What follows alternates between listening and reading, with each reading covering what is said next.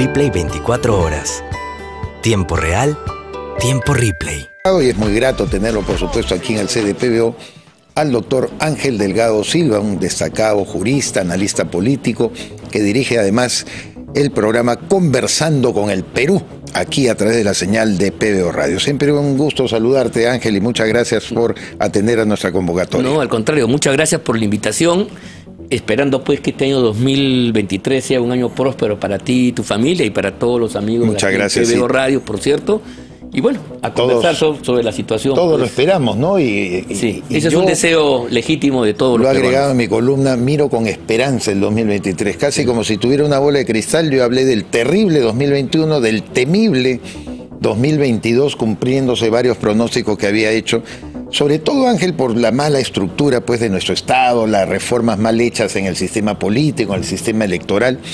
Pero el día de ayer hemos visto una estampa que yo considero muy interesante, con la concurrencia democrática de la Presidenta de la República a la asunción del mando de la Municipalidad Metropolitana de Lima de Rafael López Aliaga, y la presencia a su vez también del titular del Congreso, José William Zapata. Tuvimos ocasión de vernos justamente ayer en el local del Teatro Municipal donde se realizó esta ceremonia, pero me gustaría que comentes ante el público qué nos representa esto, porque para mí es un paso importante que debe valorar sobre todo la Presidenta de la República, más allá de lo que tú, como que 3 veces has sido, o 4 creo, ¿no? 4 veces regidor metropolitano de Lima. Has visto siempre la presencia de los presidentes, pero aquí parecía una circunstancia en la que no sabíamos si Dina Boluarte asistía, no asistía. Finalmente se decidió hacerlo y me parece muy bien. No, por supuesto. Mira, y la cosa es curiosa en parte porque nos está pareciendo sorpresa lo que hace años atrás era parte de la normalidad. O sea, que asiste el presidente de la República, y yo he visto, por ejemplo, a Fernando Belaúnde Terry, asistir y hablar en la asunción del mando de Alfonso Barrante Lingán. He visto a Alan García haciendo lo propio y a otros presidentes. Más bien yo no sé por qué en la época de Fujimori se produjo una quiebra. Es verdad, hay que decirlo porque esa es la historia. Y la verdad, ya el debate que había en los medios y entre las personas que hacen ganar era cuál va a ser la relación entre el presidente y el alcalde de Lima. Entonces, y esos síntomas se analizaban a partir de esta perspectiva que podía ser mal. Cuando, mira, independientemente de la opción política y de los conflictos que pudiera haber, hay una obligación de ambas autoridades, la local, la metropolitana y el presidente de la República, que además son vecinos, están a 20 metros de distancia, de encontrar soluciones y salidas para el conjunto del país, y Lima es parte también del Perú, y por lo tanto el apoyo que dé el gobierno es casi una obligación. No es un tema ni siquiera de cuoteo, de negociación, como algunos creen. Entonces, a mí me parece formidable, digo yo, que la Presidenta de la República haya asistido a un acto retomando una vieja y positiva tradición de encuentro, armonía entre el poder municipal y el gobierno nacional. En las Creo que eso es democracias positivo. más así debe ser, institucionalizadas tiene que ser así, ¿no? Y eso es parte de la normalidad que recién, aparentemente, con este acto la estaríamos recuperando. Se está resaltando mucho ahora en las redes, por ejemplo, como el presidente de Uruguay, Luis Lacalle, ha llevado en su avión presidencial tanto a Pepe Mujica como a Julio María Sanguinetti en ese mismo avión a la transmisión de mando de Ignacio Lula da Silva, o la asunción del mando del presidente de Brasil. Y se resalta pues que esa es una democracia robusta, ¿no? Vigorosa, en la que presidentes de marcas distintas, de punto de vista, todos sabemos, Pepe Mujica socialista, ha sido incluso hasta Tupamaro o guerrillero, sí fue, ¿no es cierto? Tupamaro fue, Julio María Sanguinetti, que ha sido más conservador, Luis Lacalle, que es más conservador, pero hay un diálogo político que yo creo que tuvo razón además en anticiparse López Aliaga en negar cualquier posibilidad de hablar con el delincuente de Pedro Castillo Terrones, cuando él mismo señaló en un principio, y todo el mundo se rajaba la vestidura, ¿cómo es posible que quiebra la institucionalidad? No, se trataba de un sujeto que ya estaba con serias imputaciones penales y que obviamente tú no podías dialogar. Caso distinto es el de Dina Boluarte, que creo yo, luego de la conversación que ha tenido con López Aliaga el jueves pasado, se allana entonces a este encuentro democrático, ¿no? Yo repito que es una cosa positiva porque retoma las mejores tradiciones de la democracia El régimen democrático es uno en el cual el aspecto de cooperación entre autoridades elegidas e instancias gubernamentales es fundamental. La democracia no se entiende si es que no hay un punto de encuentro, un consenso básico. Y entonces las autoridades, independientemente del color y la tendencia que sean, más allá de los ánimos o rencillas que se puedan tener, tienen la obligación de cooperar, de colaborar en bien público. Porque como se dijo ayer también, López Aliaga, cuando juramenta, deja de ser expresión de un sector de la población, de un partido político, y se convierte en gobernante de los limeños, así como la señora Boluarte, más allá de sus ideas, se convierte en representante de todos los peruanos. Mencionas consensos políticos. ¿Cómo ves tú, Ángel Delgado, el 2023 en las materias que deben contribuir a la transición democrática, dado que se ha dicho es necesario hacer reformas políticas, reformas electorales? Uno duda si realmente alcanzará el tiempo. Algunas personas dicen no va a ser así, las reformas serán incompletas y a lo mejor vamos a tener más de lo mismo. ¿Tú en ese aspecto cómo lo ves? Bueno, yo veo lo siguiente. Yo creo que es importante salir del atolladero que ha significado el desastre, vamos a ser más explícito, que ha significado Pedro Castillo. Creo que inclusive hasta gente que con sinceridad puede haber participado y tiene un grado de lucidez debe reconocer. O sea, ha sido un año y medio casi perdido y cuyas secuelas vamos a intentar superar en los próximos meses. Entonces, me parece bien que el gobierno de la señora Boluarte se defina como un régimen de transición.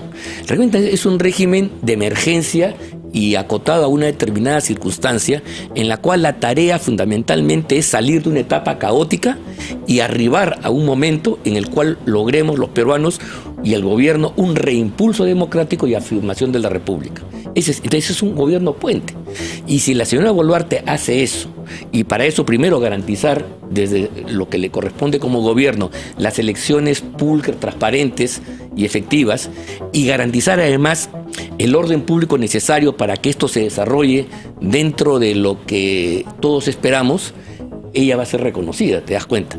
Esto implica entonces que tiene que modular o bajar el tono de cualquier reforma que ella pueda tener en su cabeza y que puede haber estado planteada inclusive en los planes de gobierno cuando iniciaron con Castillo, pero viste el deterioro, es el momento, al contrario, ya no de apostar en una línea que puede polarizar, sino por el contrario, hacer aquello que es necesario para salir de este trance. Si lo hace, va a ser reconocida por todos sin excepción. Pero las reformas, perdóname, yo justamente apuntaba hacia eso, no se va a poder completar todo lo que necesitamos. Ese es el otro gran tema. Yo soy de los que creo de que el Parlamento, que no tiene igual responsabilidad que Castillo, que ha cumplido en general una labor positiva, por lo menos para nosotros los demócratas, se ha desgastado en esta lucha y además ha tenido errores que no le ha permitido tener la suficiente eficacia para resolver el problema. Entonces, eso hace que mucha gente le cargue culpa y por esa razón es que en las encuestas el Parlamento aparece con un deterioro,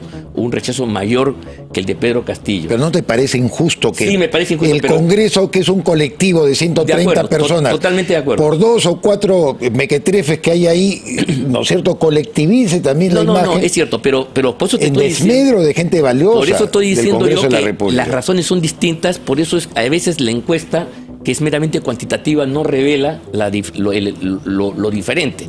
El Congreso puede tener crítica de sectores democráticos que lo consideran insuficiente, que no ha actuado con la diligencia, con la oportunidad.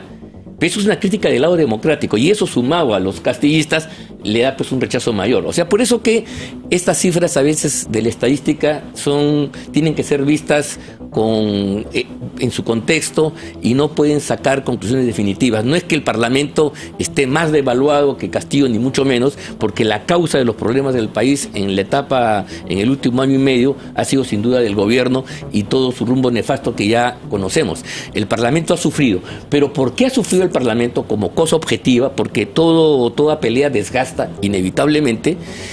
Tampoco creo que el Parlamento deba tener la posibilidad y la idea de algunos parlamentarios de hacer las reformas con mayúsculas que no lo han podido hacer antes y que en todo caso tienen que en lo fundamental ser asumidas por las nuevas autoridades que van a asumir a partir del próximo año. Yo creo que esto es central. Tienen que hacer las reformas mínimas y básicas para garantizar en lo fundamental un proceso electoral distinto al que fue el año 21. El año 21 hemos tenido elecciones, la gente se ha olvidado, en pandemia. Estaba la cuarta ola. Las secuelas de la cuarentena de Lagarto Vizcarra estaban vigentes. El país, la desilusión, la opresión, el desquiciamiento de muchas personas, finalmente se ha expresado en un voto tan errático por el de Pedro Castillo. Así hay que leer la lectura. Y entonces, yo creo que el tiempo que tenemos, el año, más que grandes reformas, es para tener una campaña ejemplar, donde las ofertas políticas puedan ampliarse, tengamos nuevas expresiones políticas, nuevos liderazgos y sobre todo para que los actores que quieren recuperar la comunidad tengan tiempo y oportunidad de visitar, hacer ese cara a cara que la pandemia del año 21 no permitía. Acuérdate cómo han sido esas elecciones. No se podía ni siquiera salir, y si se salía era un riesgo, y había hasta límites para ¿te acuerdas? Entonces esa etapa tiene que ser superada, y ahora pues quienes van a ganar la confianza popular luego de un periodo de profunda depresión ciudadana, entonces tienen que tener el tiempo necesario para poder recuperar, reengancharse con la gente, y que la gente haga una elección pues racional, positiva, que permita un cambio realmente hacia adelante, ¿no? Ahora nuestra pugna, creo yo, como demócratas, como ciudadanos, ante la amenaza de la sedición, el separatismo que se está tanto pregonando en el sur del país, la necesidad de acabar con la violencia, me parece que nos traza una línea primero de pugnar por la estabilidad. Y eso pasa por cómo miramos a Dina Boluarte, porque tú y yo recibimos pues mensajes de muchos amigos. Boluarte es lo mismo que Castillo, Boluarte se confiesa de izquierda, que es comunista, que con Boluarte no vamos a seguir adelante, sin entender cómo los momentos políticos son a veces distintos. Y creo que de alguna manera, y eso lo comentábamos temprano con Judy Rodríguez, Ángel, la señora Boluarte también un poco que se muerde la cola en mensajes reiterados que hacen referencia a lo anterior, sus sentimientos respecto a Pedro Castillo, qué cosa heredado, la misma cantaleta de que somos un país escindido, con muchas postergaciones, que el Estado no ha cumplido, como que si ella solo con la voluntad vaya a poder solucionar, y eso justamente es lo que genera decepción. Ella tiene que trazarse 2, 3 objetivos, creo yo, fundamentales, y mirar adelante, ya no morderse la cola en estas reiteraciones que realmente son cansadoras, ¿no? Mira, tu vida tiene que aprender de Valentín Paniagua. Claro. Era un personaje notable, de gran credibilidad. Yo le tuve simpatía a Valentín Paniagua, pero Valentín Paniagua lo conocíamos del Foro Democrático. ¿No? Pero Valentín entendió su rol y se restringió a hacer lo que le competía, y pasa a la historia por eso, por ser un gobierno de transición que nos permitió arribar un periodo democrático. Aunque la extrema derecha lo acusa de haber creado las condiciones para que lo sean liberados los terroristas, cosas que son falsas. Por eso no es discutir entre extremos, Ángel, a ti, a mí, yo creo que nos disgusta también, no se puede. Porque evidentemente mira, en realidad la libertad de mucha gente que fue procesada por terrorismo la inició el propio Fujimori en una etapa de arrepentimiento, y nombró al padre Lancier, ¿recuerdas tú? Uber Lancier. Ese es el gran periodo por supuesto. más que lo que hizo Paniagua, por supuesto, que tenía apenas pocos meses. Con Fujimori se liberaron un montón de personas que venían del terrorismo, claro, así es. Al mismo Yehu desde esa época. Lógico. Recuérdate. Correcto. Entonces, las cosas en su sitio, y hay que siempre ser fiel a la historia. Lógico. Para no equivocarnos. Estoy de acuerdo contigo. Entonces, eso es, yo creo que hay que tener claridad. Pero tú estabas diciendo que Boluarte debe, identificar el momento. Internalizar eso. Exacto. Yo no sé si todavía lo ha hecho, debe estar, pues ahora también hay que darle el tiempo, y bueno, todo el mundo tiene su corazoncito. Esa juramentación fallida hacia el año 2026, ¿te acuerdas tú? Claro. Creo que fue un acto que demoró, creo que 48 horas, porque la realidad le puso al frente que eso no podía ser. Pero eso ya pasó, ha dado 2 mensajes, uno de Navidad y Año Nuevo, Ángel, lo hemos pasado y lo hemos comentado con Quique Bravo Prado, que es un poco reiterativo respecto a lo que heredó, lo que vio, y además muy, como es una persona purimeña, como yo lo llamo, la gente de nuestra serranía es telúrica, pues, ¿no? Esa relación con su cosmovisión de la vida, que quiere ser siempre sentimental. Entonces, es bonito. A mí me encanta que hablen quechua, todo, pero ¿sabes qué? Tiene que mirar un poco horizonte, adelante. Ella tiene que tener asesores que le digan lo que más o menos estamos conversando acá, de que su labor es justamente garantizar con éxito la transición. Claro. Y si lo hace, va a tener futuro político y va a ser reconocida por tiros y troyanos. Si ella empieza a caer en las tentaciones de su pasado, no te olvides, es la verdad, pues ella nace de una misma fórmula política, de un mismo programa. Claro. Pero si ella tiene la capacidad del estadista de tomar distancia, entendiendo que ese momento ya pasó y su función ahora es garantizar la transición, lo va a hacer bien. Si tiene vacilaciones, como yo creo que existen, vamos a tener estas marchas y contramarchas. Bueno, pretende tener una legitimidad. Ella no puede pretender ir al Cusco y con un discurso voltear la tortilla, ¿te das cuenta? Porque lo paradójico para ella, mira tú, es que sus propios compañeros, sus propios camaradas, son las que la están acusando de todos los crímenes. Y hasta donde yo tengo entendido por alguna fuente, no hay nada más que le duela a ella en su corazón, en su intimidad, que le digan Dina asesina. Eso para alguien que viene de esa corriente, que considera, que tiene una visión de la lucha social, es un estigma terrible. Eso la debe estar carcomiendo, y eso quizás explica estas vacilaciones que tú has detectado, el querer intentar ir más allá de lo que es la transición propiamente dicha, adornar el gobierno, que yo creo que es innecesario. Por ejemplo, la foto de ayer vale más que 1000 palabras. Por supuesto que sí. Vale más que 1000 palabras. Y la han aplaudido. Además, justo como tú estabas haciendo la paradoja, se va a ver a sus propios compañeros de lucha en el Cusco, la pifean. Va a un escenario que supuestamente debería ser hostil por haber sido ella vicepresidenta, y la aplauden a rabiar, porque le gusta, a la gente le gusta la figura de la estabilidad. Sí. Y no es que estén totalmente de acuerdo con ella, con sus ideas, simplemente le están reconociendo su carácter de presidenta constitucional, y ojalá ella aquilate. Oye, eso es bien importante, porque el régimen peruano, por más trompicones que haya tenido, por más caótico que aparezca, ha sido fiel a las reglas constitucionales. La caída de Castillo es perfectamente constitucional. Totalmente. Y perfectamente es el ascenso de Dina Boluarte. Más allá de que a algunos le pueda parecer o no, es lo que correspondía. Y los demócratas, las fuerzas democráticas que han adversado a Castillo, han puesto eso por delante, y eso hay que también decirlo. No se les ocurrió sacarla del medio en ese momento, que yo creo que hubiera tenido otras consecuencias, y se optó por la legalidad, por la regla de juego establecida, y eso le da una legitimidad.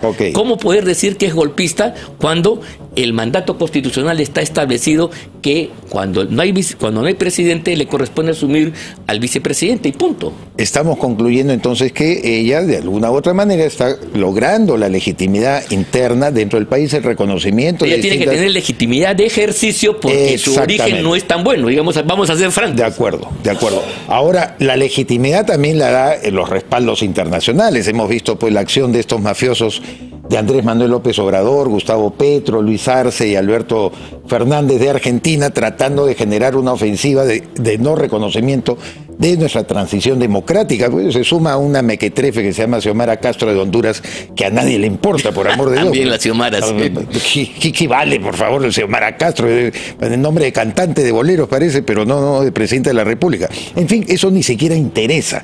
Lo que interesa sí la intención que han tenido. Sin embargo, a la transmisión de mando de Luis Ignacio Lula da Silva, a la asunción del mando de Lula, ha ido el presidente del Consejo de Ministros y la ministra Ana Gervasi, la canciller de Relaciones Exteriores, y al parecer han tenido evidentemente un resultado positivo. Han dialogado con muchos ministros de Estado, con gente explicándole la naturaleza del proceso peruano. He visto un tuit en el que se da cuenta del Ministerio de Relaciones Exteriores que Ana Gervasi, por ejemplo, nuestra canciller, tuvo un encuentro con él, nada menos canciller de España, donde se le ha explicado y se han afirmado todas las líneas de cooperación. En España pues hay una intensidad también de toda la caviarada izquierdista que hay ahí para no reconocer a Dina Boluarte, y sin embargo el gobierno socialista de Pedro Sánchez, que gracias a Dios se deshizo de Pablo Iglesias y de Unida Podemos y todos esos extremistas absurdos, es verdad, ahora tiene una conducta mucho más comprensiva del proceso. Más racional y además realista. O sea, mira, puede no gustar Dina Boluarte, ¿ya? Eso es parte del ámbito de cada uno, pero nadie puede negar la regla objetiva. Esto es como querer pues decir que uno puede meter gol con la mano, no se puede. Claro. Entonces, llamarle a lo que hizo Castillo, no sé qué cosa, como hace López Obrador, es una necedad absoluta. Es ponerse en el campo de la mera irracionalidad para establecer una controversia, por Dios. Si queremos polarizar, si queremos confrontar, hagámoslo sobre hechos reales, auténticos. Pongámonos de acuerdo sobre los hechos. Pero aquí no se puede decir que Castillo no hizo un golpe, como dice López Obrador, y que la otra es una golpista por haber usurpado el poder. Falso de toda falsedad, eso ni siquiera es serio. y revela el nivel pues realmente preocupante de mandatarios que se inscriben en esa tesis absolutamente ridícula. Más inteligente hubiera sido intentar ganar a Dina Boluarte a su seno e intentar recuperar una segunda fase Castillita y Hornada, ¿no? Digamos, no sé qué posibilidades, pero digamos, como posibilidad para ellos hubiera sido quizás más inteligente. Pero tomar como paradigma no solamente a un mediocre que no vale nada, que obviamente hasta la mayoría del pueblo peruano lo va a dejar en la cárcel porque lo considera pues un corrupto de pies a cabeza, tomarlo como si fuera un emblema político. Pero Pedro Castillo Terrones no vale nada, absolutamente, ni como persona, ni como líder político, y menos aún con todas las imputaciones de corrupción casi probadas que tiene. Y no vale nada, inclusive en los términos de ellos. Los términos de ellos, a eso me refiero. Porque no ha sido pues ni siquiera Chávez o Morales en su o Evo Morales, correcto. Claro. Ahí uno reconoce un liderazgo. Y no es Allende tampoco. Por supuesto que no lo es. Por supuesto. Y dentro de ese plano, y tú que eres un seguidor de la política internacional y conoces además el monstruo por dentro en la izquierda, cómo eclosionan, cómo se dividen, yo sí veo una fractura ahora que Lula es un nuevo líder regional continental y obviamente también de una parte de la izquierda que va a aplastar de todas maneras la influencia que ha querido tener a lo largo de su gobierno Andrés Manuel López Obrador. Porque recuerda tú que con la caída de Dilma Rousseff, la seguidora del señor Lula da Silva en Brasil, se produce pues una hecatombe en la que ya no había un referente latinoamericano dentro de la izquierda y justo sí, asume en el 2015, 2016 fue que asume, porque es un gobierno largo el que tiene México, ¿no? El señor Andrés Manuel López Obrador, y se constituye en el líder de la izquierda, crea el Grupo de Puebla que apoya gobiernos de ese tinte y termina apoyando pues a impresentables como Nicolás Maduro, a Daniel Ortega con su esposa que están haciendo chichirimico de Nicaragua. En todo caso, yo sí veo una competencia de liderazgos dentro de la izquierda regional que van a ejercer Lula y Andrés Manuel López Obrador en lo poco que le queda ya de gobierno. No, sin duda alguna. Lula siempre ha tenido, incluso en sus mejores tiempos, una actitud mucho más flexible y mucho más inteligente, ¿eh? O sea, en frente a Chávez. Pero que buscaba el liderazgo también. No. Por algo está el Foro de Sao Paulo, ¿no? Pero claro, eso viene de los 90. Pero quiero decirte lo siguiente, frente al liderazgo de Chávez, unos veían a Lula como una especie de alternativa dentro de la misma tendencia en general.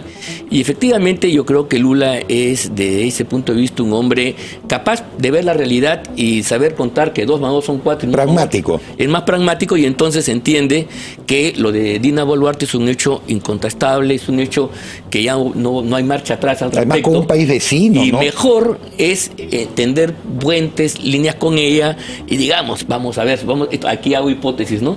Intentar ganarla. De otra manera que enfrentarla y pretender derrocarla, incluso incentivando los movimientos violentistas que se van a desarrollar, según anuncian algunos, los próximos días. Entonces eso me parece mucho más racional, mucho más inteligente por parte de Lula. Hay que también reconocer la actitud más prudente de Boris, que está en esta órbita ideológica. Por supuesto, pero a eso me quería referir, que son prudentes. Son prudentes. Cuando eres país fronterizo, por amor de Dios, por más problemas que tengan, nosotros hemos tenido que convivir con la dictadura de Pinochet al otro lado, no solamente en un régimen militar de izquierda, que era distinto como el de Juan Velasco Alvarado, así es, con amenaza potencial en el centenario de la guerra con Chile. Y aún así vinieron gobiernos demócratas y Pinochet seguía y nosotros teníamos que tragarnos el sapo. Hay una escena famosa de Alan García cuando viene Pablo Milanés, que ha fallecido hace poco, al Cicla, en la que canta la famosa canción Yo pisaré las calles nuevamente, lo que fue Santiago. Y Alan estaba a punto de aplaudir y se contiene porque cómo ibas a ver al presidente del Perú, que todavía tiene a Pinochet al otro lado, peleándose con él y aplaudiendo una canción que en todo caso iba en contra de lo que podía deteriorar la vecindad, digamos, fría que uno podía tener, pero no la rompes. En cambio, Arce, Luis Arce de Bolivia y el miserable de Gustavo Petro de Colombia no tienen nombre. No, claro que no. Son países fronterizos, no pueden llevar a una situación tan tensa con un país como además, el nuestro. En algo que no tienen razón alguna. No tienen ninguna donde razón. La prudencia, además, debe ser la norma que rige las relaciones, porque las relaciones entre estados es mucho más importante que cualquier opinión política. Mira, y México, qué raro, ¿eh? México siempre ha tenido esa tradición de la injerencia, la doctrina Estrada, claro. El principio de no intervención, y entonces le permitía reconocer a gobiernos distintos. Como Cuba, por ejemplo. No, así es, como Cuba, en un momento en el cual eso era casi una blasfemia internacional. Claro. Entonces, esa tradición de ser tolerantes, y bueno, y no se podía decir que la gente del PRI en ese momento era de izquierda, ni mucho menos, pero mantuvo, igual con España, con la España franquista, que inclusive ellos recibieron a muchos exiliados después de la guerra, claro. Pero las relaciones internacionales distintas a las preferencias políticas. Claro. Ese es un gesto de sabiduría que lamentablemente parece que se está perdiendo en el siglo XXI. No sé qué pasa. Claro. Ángel Delgado Silva, siempre es muy interesante dialogar contigo por todo este bagaje de conocimiento, de experiencia que tienes y una visión analítica muy aguda. Yo sí creo que Gustavo Petro va a terminar, creo que hasta colgado ahí en Colombia. Sí, ha demostrado que es un mequetrefe, pero de pies a cabeza. Sí. Y yo tenía expectativas. Pensé que era un izquierdista inteligente. No, es un hombre de talento. Yo he estado leyendo, he leído sus obras. La verdad, ha sido de talento, pero ¿cómo lo ejerce ahora ese talento? No entiendo, sí. ¿No es cierto? Distanciándonos a dos países que somos hermanos desde hace mucho tiempo. Así es. Ángel, en cualquier momento seguimos nosotros. Muchas gracias. Un placer haber estado dialogando contigo. Replay 24 horas. Tiempo real, tiempo replay.